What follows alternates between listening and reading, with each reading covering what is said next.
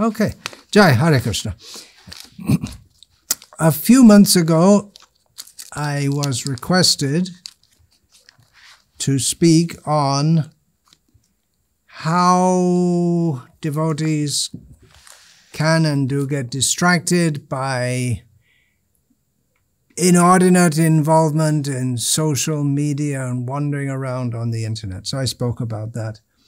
And today I'd like to speak on other factors which can be distractions in devotional service. There are practically unlimited possible distractions. Distractions need not be such a serious thing, because a distraction means we have our main work in mind, we have our goal in mind, that's what we're basically concentrating on, but then we get sidetracked. But distraction gives the idea that we come back to it. But when a distraction becomes internalized, becomes a habit, it can begin to seriously impede our devotional advancement, and then it would be more like a deviation, especially if we start to think that the distraction is as important or more important than my devotional life. So, than my aim of life, which is to completely surrender at the lotus feet of Lord Sri Krishna, the Supreme Personality of Godhead.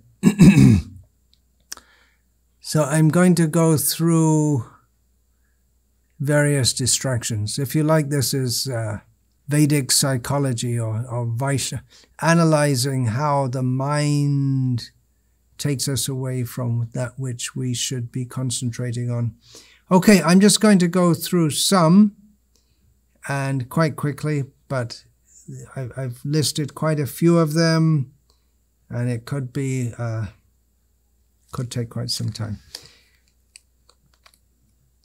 The number one distraction is the idea that something other than devotional service to Krishna is in our real self-interest, and from that comes the endeavor to be happy independently of Krishna, and that's the root cause of our whole material existence, and that's the root cause of our not advancing in devotional service. So practically this is a generic factor.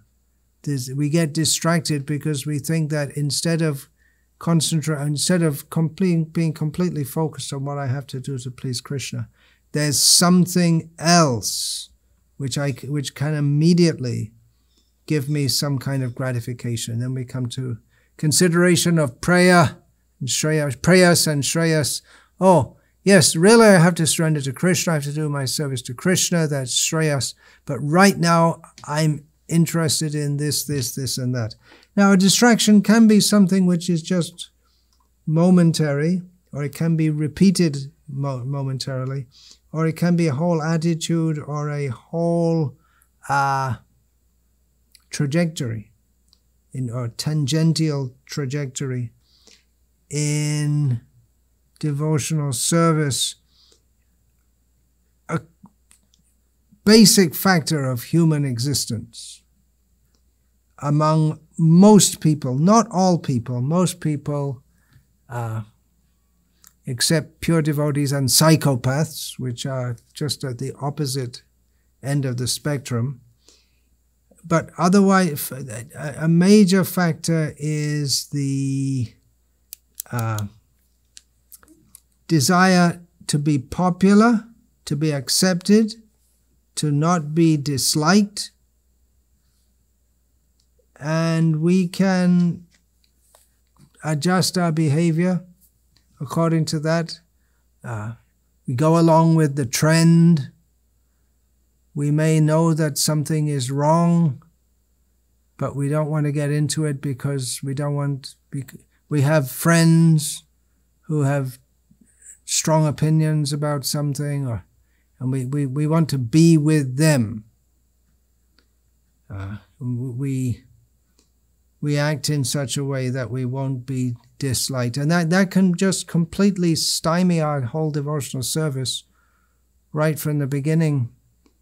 If we are interested in, a desire awakens in our heart to serve Lord Krishna, but then our so-called friends and family members discourage us, and even though the reasons that they give might not really appeal to our intelligence, but the fact that we're under pressure from others and we don't want to be thought of badly by others, that can stop our whole devotional service. Or it may be that there are deviations in devotional service, major deviations which are going on. And I would say this is a key factor, this is a key factor in this conundrum. Why is it that at the present time in our ISKCON society things are going on which clearly shouldn't be going on? And most devotees just seem to go along with it and don't seem to be very disturbed. I would suggest a major reason for that is that they don't want to stand out and be unpopular, and they don't want to think about things too deeply. They just want to be happy. So there you go again. The desire to be happy separately from Krishna can put us on a superficial platform of devotional service. Even though we talk the talk about pure devotional service and surrender, but at the same time we go along with things which shouldn't be gone along with. Now, I'm just skirting these topics because we could get into it much more deeply. I'm just giving a little digdarshan, a little idea of various distractions, possible and manifest distractions. Similar to that, desire to be popular, desire not to be disliked, is being nice, being good, superficially, so as to get along with others. This is endemic in nice society, among nice people. In non-devotional society, we find there are many nice people.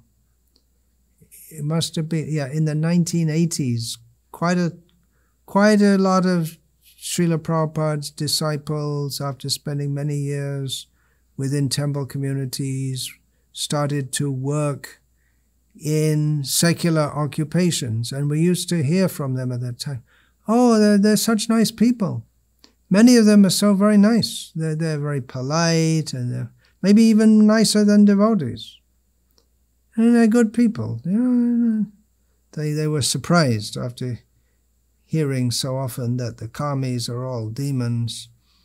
But we should know that being nice and being good on the superficial platform is just that. It's superficial. If necessary, for Krishna's sake, we'll not be nice. Hanuman wasn't nice to the inhabitants of Lanka. He set their whole city on fire. What harm did they do to him? Well, they did. But Ravana and his henchmen, they treated him badly, but why burn the whole city? But he did. He wasn't nice. He wasn't good. He didn't strike an empathetic tone with Ravana and others. He didn't care about being considered nice.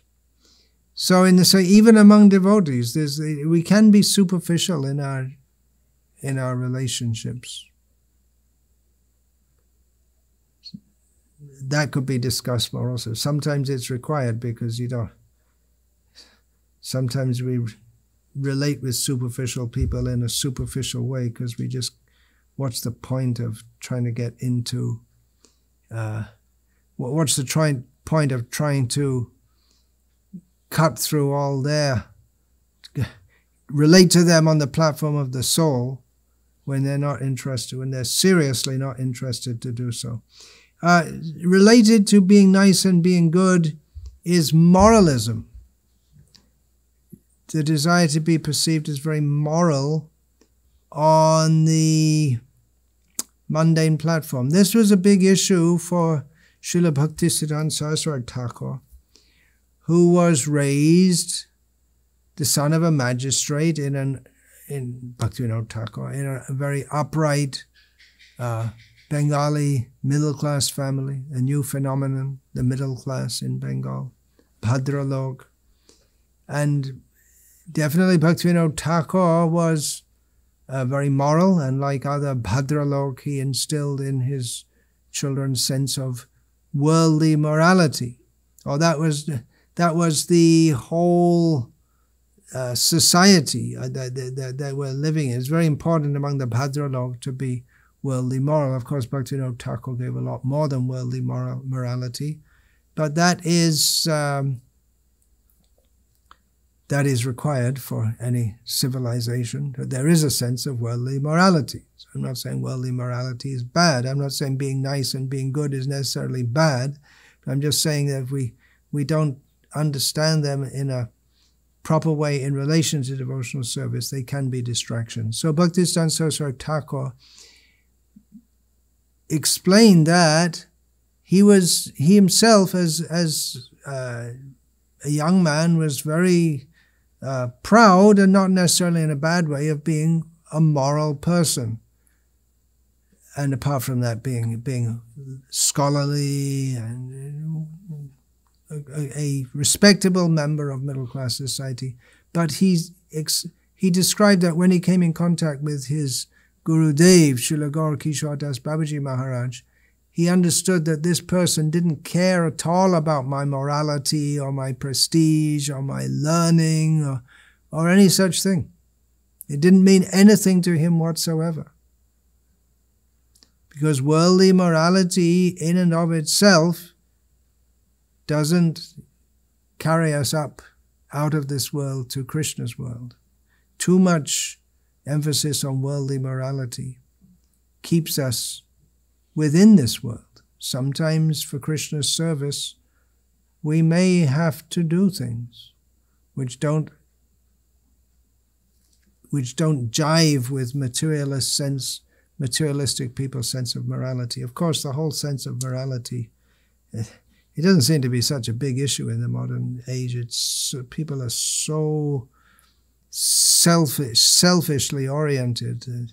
Even the concept of morality is morality. One major factor in morality is sexual, proper sexual behavior. But there's no such thing as proper sexual behavior. Hare Krishna. What a mess the world is in. Selfishness, health. People are very interested in the health of their bodies. And in Krishna consciousness, we should also be concerned with the health of our physical body, because we have to serve Lord Krishna with the body. Shariramadhyam kalu dharma sadhanam. The health, the bodily health is required so that we can practice dharma. Now, of course, if one is fully realized, then bodily health is not a factor. But for most of us, we do need to have bodily health.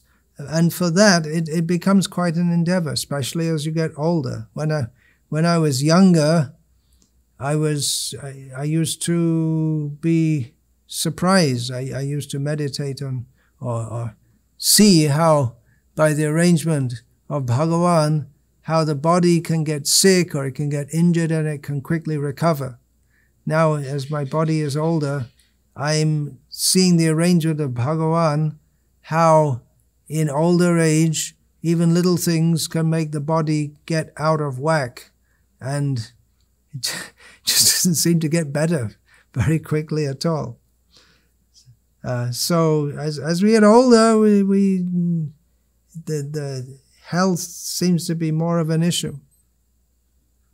Just maintaining minimal health so that we can go on serving Krishna. But then if we get too much into it, it's a question of balance. If we get so much concerned, and then the health becomes more important than our spiritual health, it can overshadow that.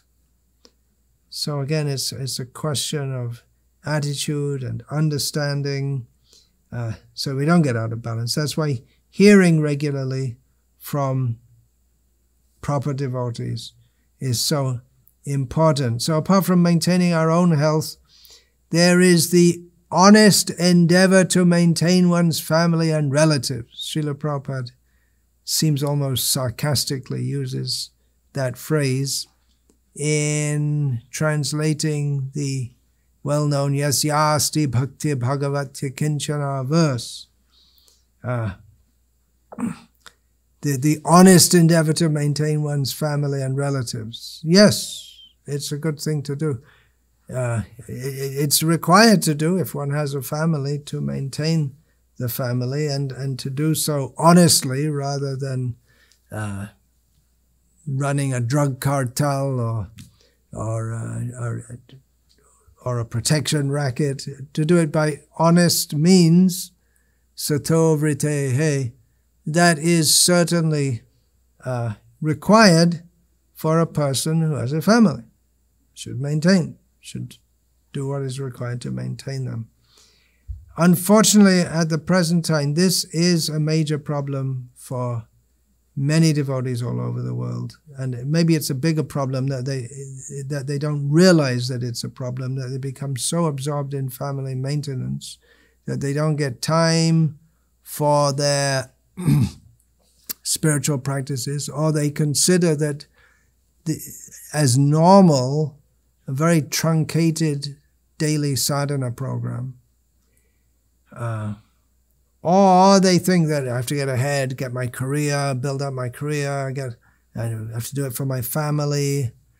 And that also it distracts us away from the real goal of life, which is simply to surrender to Krishna. So apart from maintaining our family, and again, just going through things very briefly here, and someone may say, well, what about this? Do you have to...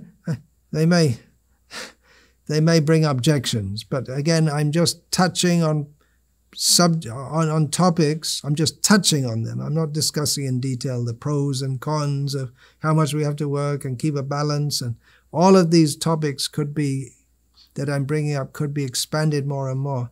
But I'm just giving some idea of, attempting to give some idea of how there are so many ways we can be distracted in devotional service, and giving ideas of common distractions, which we may not even realize are distractions, so we can start to think about them. Then, apart from maintaining our family, a broader benevolence toward the greater human society in welfare work, this has become a major distraction, if not a deviation, within our ISKCON society in general. And we hear of brahmacharis who join the Krishna consciousness movement for the sake of cultivating pure devotional service, regularly engaged 5 or 6 days a week as their main engagement, to go outside the temple and meet well-to-do people and tell them how we are feeding children, and in this way we are helping the children to have a better future, helping to build the nation, and please give a donation. So it becomes a distraction in devotional service. Oh, what else? So much more. What else have I got written here? Made a few notes. Bit of a jumble, getting a bit distracted. Being a member of ISKCON, how can that be a distraction? Well, if we overly identify with being a good member of ISKCON, that can also be a distraction from our goal of life, which is to love Krishna. We have to develop love of Krishna. It's not enough simply to say, I am a member of ISKCON. I'm a senior devotee. I've been in this movement longer than you. I'm senior to you. I'm a strong member of ISKCON, and I don't accept any of this criticism of ISKCON's deviations into bodily and social welfare work. No, we have to support it because it's ISKCON. So that is something which that's not a distraction in the sense of something which momentarily distracts us. But it distracts our whole course of the movement and individuals' consciousness of how we are progressing toward Krishna. So that's maybe more like a deviation. Being an ISKCON member, and then within ISKCON it's a society, it's a hierarchical society, and so there's consideration of position and prestige. Oh, this is I just mentioned there's a very senior devotee. This guru has more disciples than your guru, and so on and so on. We may be doing the right thing, but for the wrong reasons, and or that tinge may be there of desire for position and prestige, which can harm our devotional advancement. We can be doing it for Krishna, basically, but there's a tinge of desire in our heart for position and prestige, which distracts ourselves from what we really want to do, which is to fully give ourselves to Krishna. Atma Samarpan, offering ourselves fully to Krishna, knowing that we fully belong to Krishna, and we have nothing else to do but to serve Krishna for his pleasure. So when we become concerned with position and prestige, then there comes maybe even unknown to ourselves, it may be even unknown to ourselves that we are interested in position and prestige, or we may justify it to ourselves. But then what happens? We become concerned with maintaining a profile, that I have to show myself as a good ISKCON member, have to conduct myself as a dignified senior member, have to make an impression on others so that they will respect me.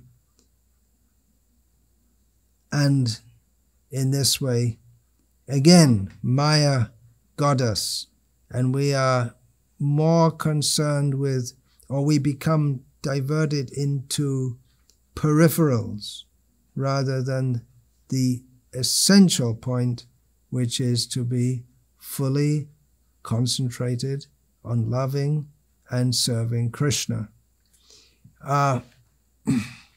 Vegetarianism, Srila Prabhupada several times, he said that we're not a vegetarian movement per se. He very strongly emphasized following the four regulated principles, including no meat eating. He spoke very strongly against the organized animal slaughter, especially cow slaughter. But he also taught that we're not vegetarian per se. We are Krishnatarian. We take only Krishna Prasad. And although in some ways it's better that people be vegetarian because meat eaters, they cannot that sinfulness of being a meat eater blocks one's ability to understand spiritual knowledge. But to overemphasize on vegetarianism, that is not our aim and object. Srila Prabhupada often pointed out that if people become devotees of Krishna, they'll automatically become a vegetarian.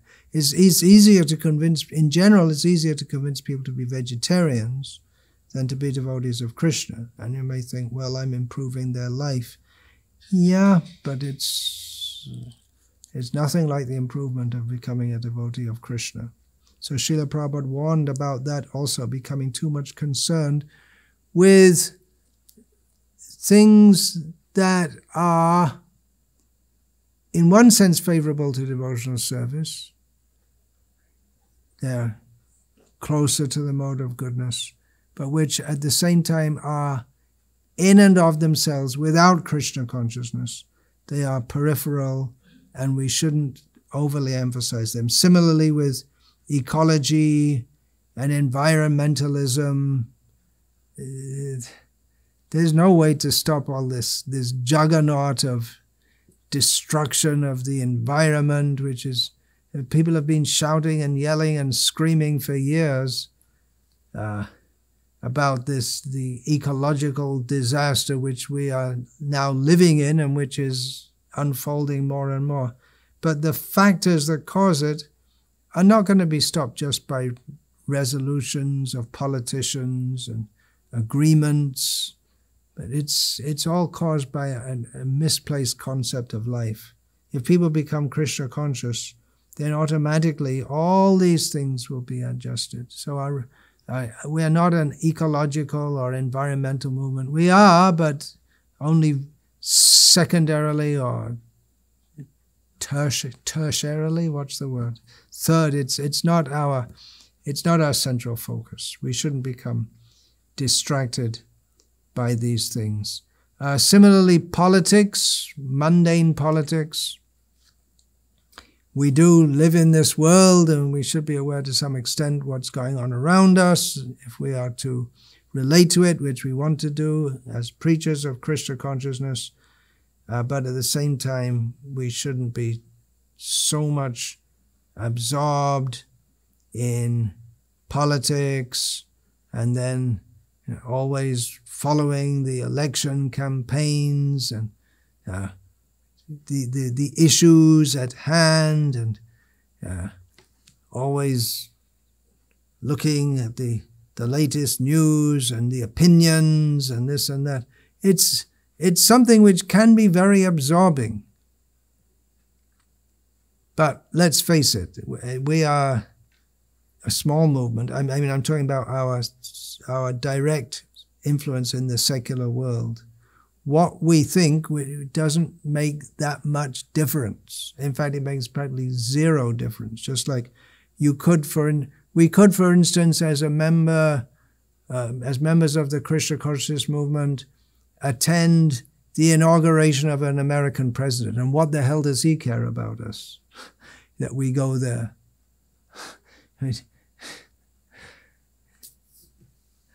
We want to show, yes, we support this party, but why should we support any party? It's not such. They should support us. That's better. So getting so much involved in politics, and we're saying keeping in a healthy, intelligent, informed perspective of what's going on. How informed do you have to be? Whether this militia gets voted in or that militia gets voted in, how much we can get badly. I want to speak of politics within ISKCON. You may think, well, that's closer to home. Yeah, but ante narayana smriti. On one hand, we're living within this society, we can't be blind to all that's going on, but at the same time, if we become so much concerned, then what's going to happen? At the time of death, which can come any moment. We all say that, don't we? Yes, it can come at any moment, but we don't really take it that seriously, do we? It's only theoretical. We should always be cultivating a sense of Krishna consciousness, which is not the same necessarily as the machinations going on within the ISKCON society. Oh, politics, politics, politics. Srila Prabhupada said our devotees should, at least at some point, get involved in secular politics so as to guide it properly.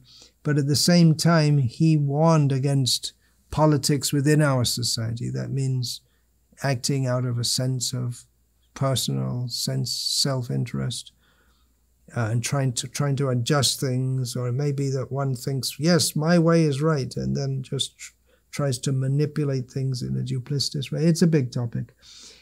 Politics is very much linked with nationalism, which is nonsensism, because we're not the body. Some case could be made for being nationalistic if one is Indian, because India is supposed to lead the world by spiritual knowledge. So we are interested. We don't want that India will be invaded by hostile forces, although it's invaded by hostile forces in the form of so much propaganda within the country. We don't want that India be divided into so many sub-portions.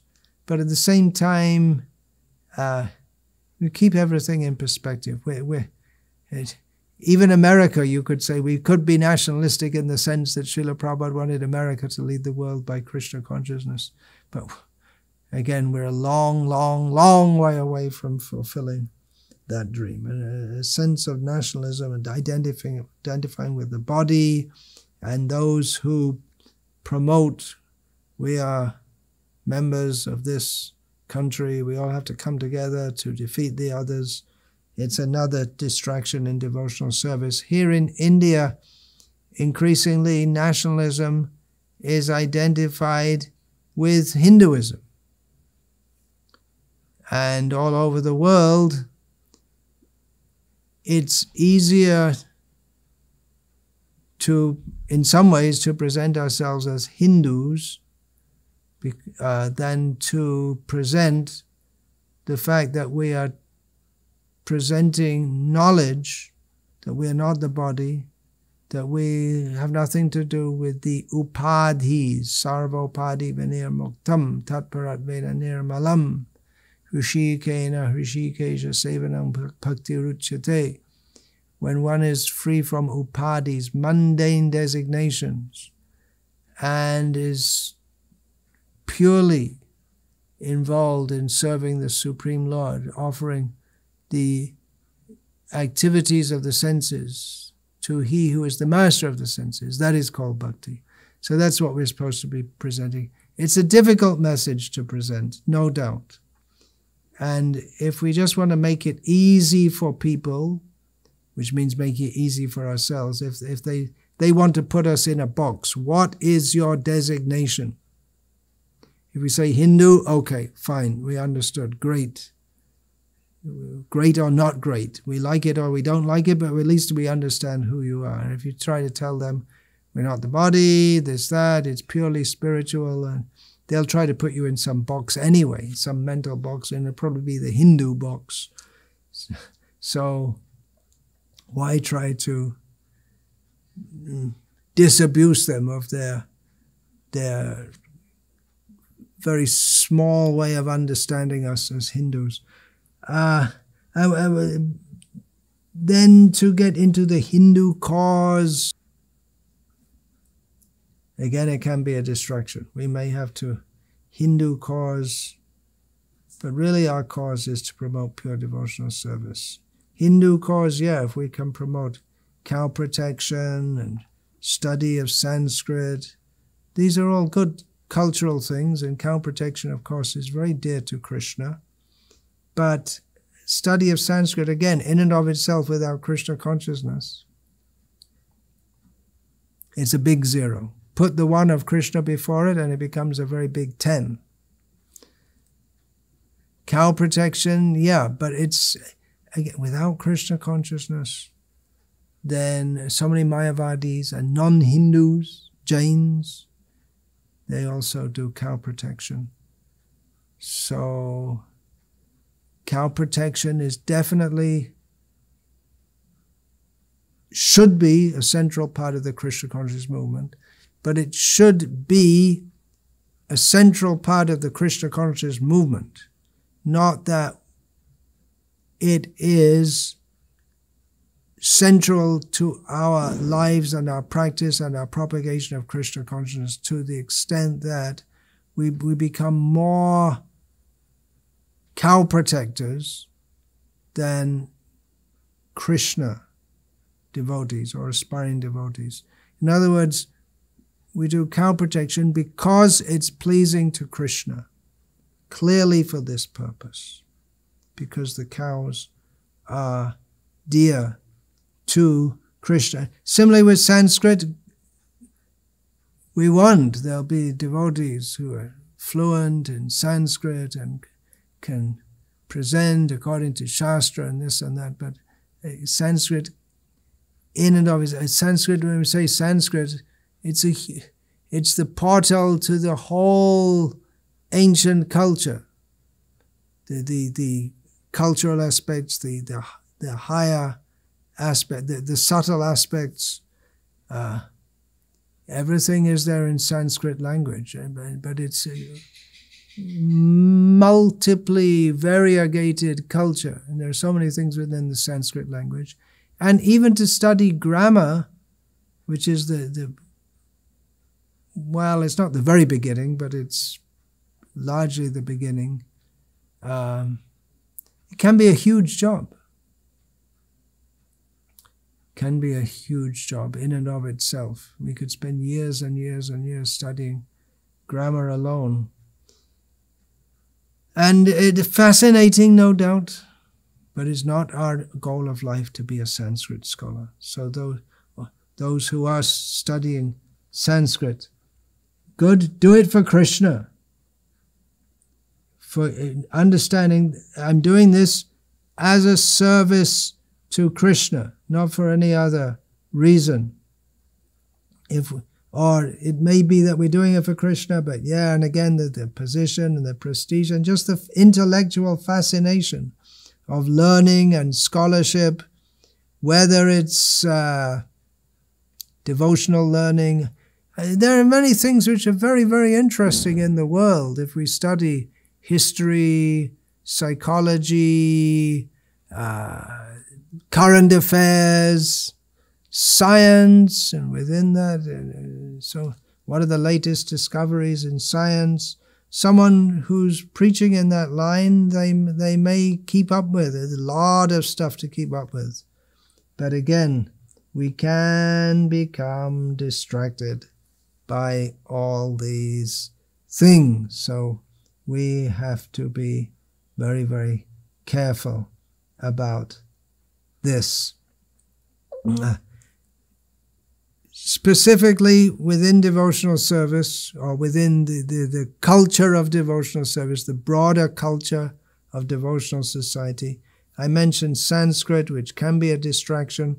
Similarly, Ayurveda, astrology, these can be distractions, or less traditional distractions. Reiki, that was popular a few years ago. It was wildly popular among some devotees.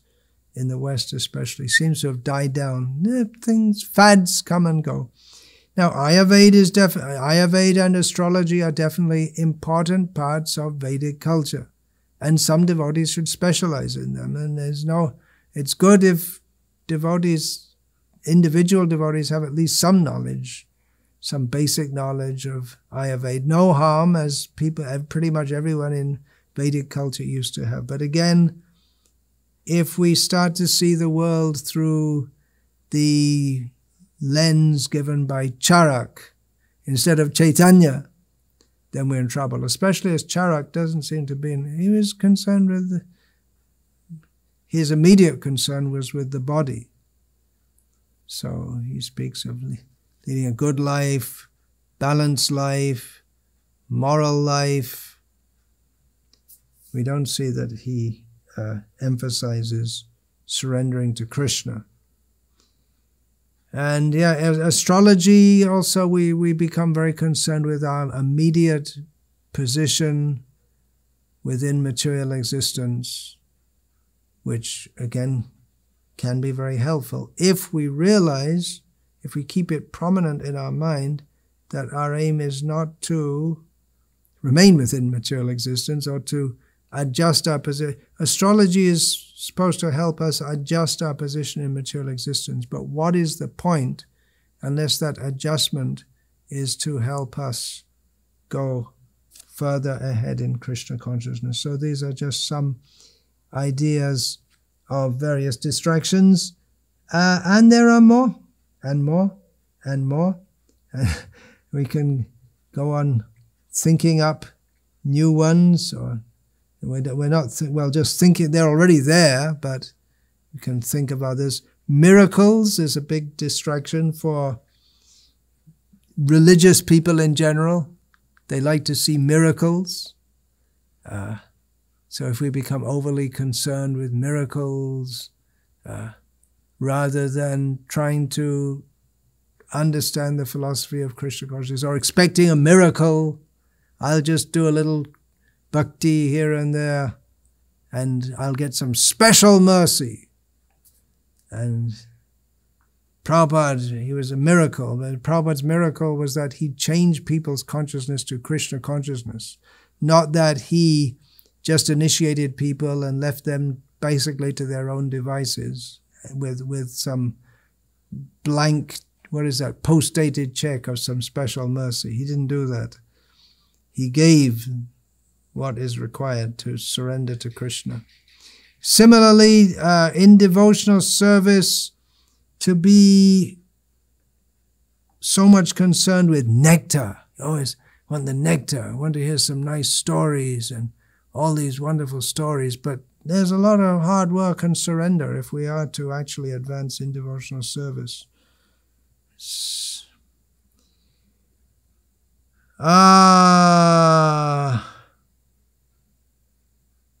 What else do I have written here? It's not in proper order. It's all over the place. Oh, how about Varnashram? I'm very much promoting Varnashram because Prabhupada wanted it. And Srila Prabhupada very much wanted that. But then again, to become so much concerned with Varnashram dharma, forgetting that it's supposed to facilitate Krishna consciousness, that again can become a distraction, serious distraction. And again, it's not that we should throw out Ayurveda, throw out learning, throw out Sanskrit, throw out Varnashram. Yeah, all these things should be there. But everything should be seen in proper perspective, not that we get imbalanced and start to emphasize things inordinately. Following vows, such as Kartik vows, Chaturmasya, very good for advancement in Krishna consciousness, if done properly. Srila Prabhupada himself didn't emphasize it so very much. It is there in Shastra. Srila Prabhupada very much emphasized the preaching of Krishna consciousness. For better or for worse, the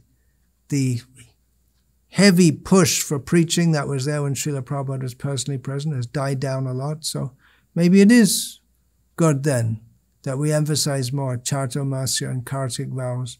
But again, if we think that these are a substitute for seriously applying ourselves to Krishna consciousness throughout the year, or if we think that we somehow became better than others because we follow these and others don't, or we follow them more rigidly, then again it's a misunderstanding, we become so eager to follow Kartik vows that we don't properly focus on our daily activities of sadhana. So that again that we're out of proper focus. Vrindavan is the place especially to practice Kartik vows, if we can be in Vrindavan during that time. But Vrindavan itself can be a distraction in devotional service. Really? How is that possible? The whole aim of life is to live in Vrindavan. But Srila Prabhupada himself left Vrindavan to go outside Vrindavan, showing that better than, and there's a purport in his Chaitanya Charitamrita to this effect, that better than living in Vrindavan is to serve Vrindavan, even if one isn't there. Srila Prabhupada brought the whole, well, he brought Vrindavan to the world, and he built Krishna Balaram Mandir to bring the world to Vrindavan. So again, we cannot minimize the importance of Vrindavan, but our attitude toward it. Srila Prabhupada said that Vrindavan is an inspiration, but our real work is all over the world. He also said at one time, I recently came across this, one of his disciples reported that Srila Prabhupada was once reminiscing about his times when he was living in Vrindavan, alone, largely unknown, how he was very happy there, and he'd like to go back and just live that peaceful life. But he said, for me, that would be sense gratification. Having accepted the role and responsibility of leading the worldwide Krishna consciousness movement, he said, for me to go back to that quiet life in Vrindavan would be sense gratification. Well, if Vrindavan is sense gratification, whew, what is there left? Or even our daily sadhana, how can that be a distraction? That's what we're supposed to do. Yes, but again, if we overly emphasize sadhana, or we can use it as an excuse for not performing service. It is, after all, devotional service. And we become so much concerned with sadhana. But okay, great, it's great. You get up every morning, attend Mangalati, attend the whole program, very serious about chanting your rounds.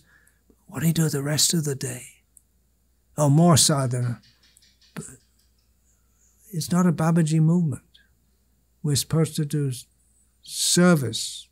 The sadhana is supposed to give us input. Sadhana itself is a kind of service, but if we think that's my only service, then we haven't imbibed the mood of Chaitanya Mahaprabhu as imparted to us by Srila Prabhupada. And then service can be a distraction also if we're serving, where's the sadhana?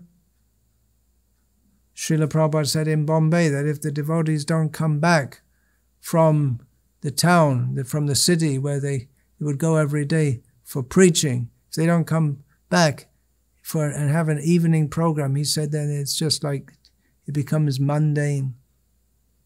Just going out, working, because without hearing and chanting about Krishna, then we tend to forget why we're doing what we are doing.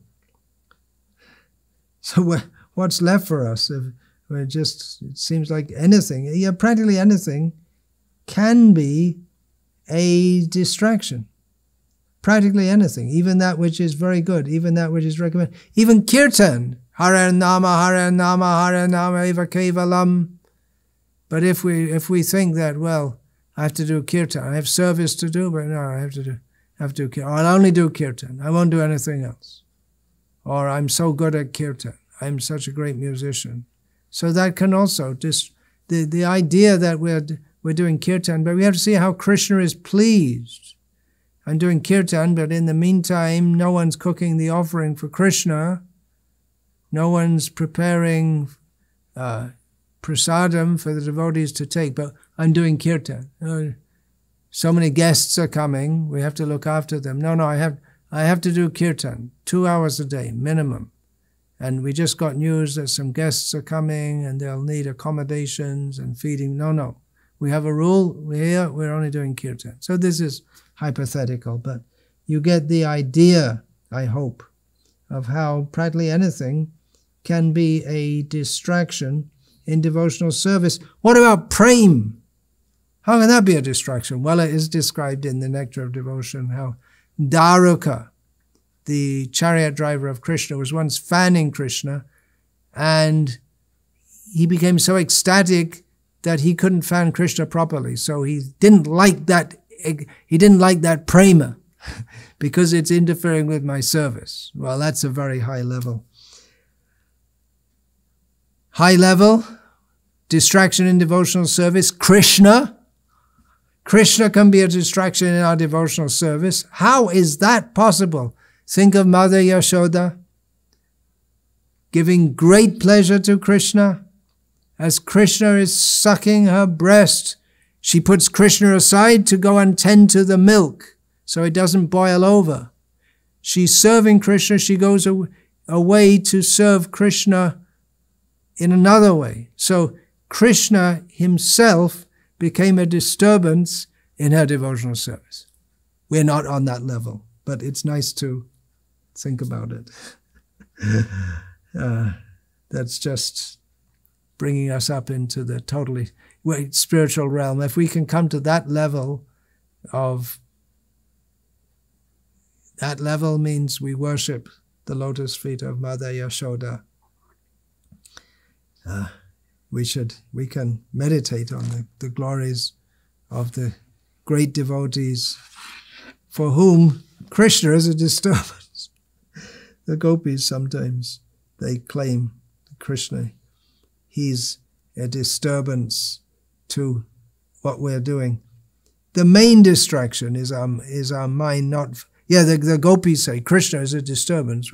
We're carrying the milk, taking the milk, and this Krishna just disturbs us, distracts us from what we're doing. That's a very high level. For us on our level, the main distraction is the mind not fixed wholly and solely on pleasing Krishna. Mother Yashoda became distracted by Krishna from her duty of looking after the milk, which she'd put for boiling.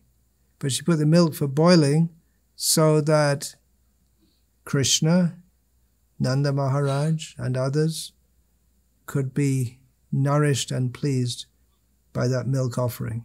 And of course she'd offer to Narayan Shila also. Nothing external can distract us if we're internally fixed, completely fixed on serving Krishna. And for that purpose, we should have a very clear understanding and keep that understanding clear all the time by regularly hearing that our only aim of life is to serve Krishna for his pleasure only. Krishnarte Akila Cheshta, everything should be done. Krishnate Akila Cheshta, everything should be done only for Krishna's pleasure.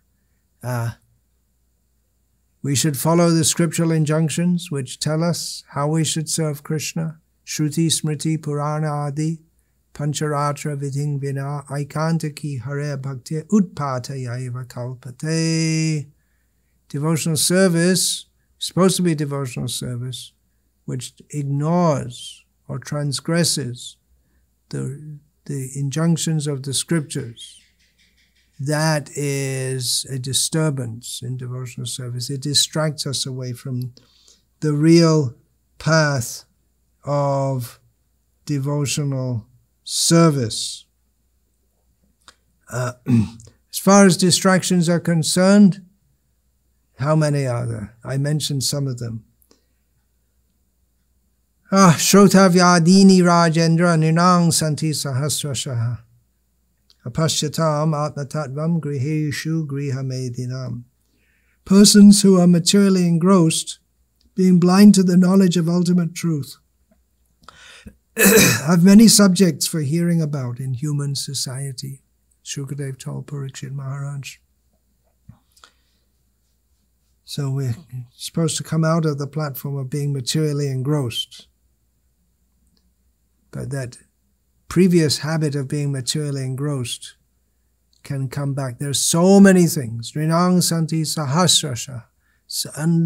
Thousands and thousands of possible things which can distract us.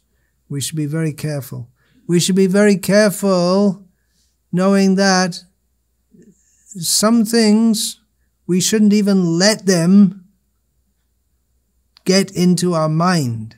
We should protect about things getting into our mind which we know can be hard to forget. Some things are all kinds of things. That first of all, I was asked about the internet. I gave a talk on internet distractions, social media distractions. Maybe on the internet something looks very interesting, but do I really need? Do I really need to see this? We get agitated over situations in the world or within ISKCON, which we can do nothing about. We're powerless to do anything about this. Or worrying about the future, or lamenting over the past, things going on the other side of the world which have nothing to do with us. It's just fuel for the overly active or wrongly active mind. So just indulging our curiosity, that's all, for no particular benefit. And then the mind becomes more and more agitated unnecessarily. So we should be careful. Don't just, okay, let me click on that and have a look, and then, and then start to think about that. Better just cut it out. Don't let things into our mind which don't need to be there, which once they come in, they're hard to forget. They make an impression. It's called a sanskar, is the particular word. So we have to be careful. If we're really intent on being a pure devotee, great. We're on the path. We're on the way back to Godhead. There will be distractions. There will be ups and downs. We'll keep on going. We want to be like Kunti Devi said, Tvai mainanya vishaya matir madhupate sakrit sakridadvadatha adha gangeva gamudanvati.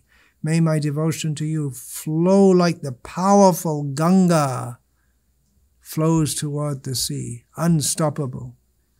So it may be that different things come. There may be, the Ganga can be diverted by a big, big dam. But little things won't divert the Ganga. It takes something very strong to divert the Ganga. So little things, it may just, a little bit of the flow may be temporarily diverted. If you throw a stone into the flowing river, a little bit of the river water may be temporarily slightly diverted. So little distractions may not disturb someone who's really focused on that his flow of devotion will go to Krishna. Definitely there'll be obstacles. Definitely Maya will send so many distractions. But the only real danger is if we give up the pure devotional mentality. Distractions are always a danger. But we should. Yato nischalati manas chanchala mastiram tatastato niyamyai tad atmanyeva vashandiyat. Krishna tells, for the practice of yoga, the mind will again and again go away. We have to again and again bring it back to Krishna. The only danger is if we give up the pure devotional mentality and start to identify or become overly absorbed in all kinds of things, which I mentioned, maintaining the family, maintaining their health, being nice, being good, welfare work, moralism, vegetarianism, environmentalism, karma, jnana, yoga, empirical knowledge, speculative knowledge, mystic powers. There are all kinds of things. We are warned, be careful, sadhu savdhan. So let us be careful, chant Hare Krishna, be happy, pray for the mercy of Srila Prabhupada and the previous acharyas, that please come and pick me up. I'm weak, but we have to try ourselves also. So this is something which we learn or should learn in our early days in devotional service, about remaining focused and fixed and not distracted. But there's no harm for me, for my own benefit, to speak these things. So, not that I'm free from distractions. And I hope that even those who have been practicing devotional service for some years and who listen to this may also benefit, just to help keep us on the right track. Maya can pull us away at any time. Hare Krishna.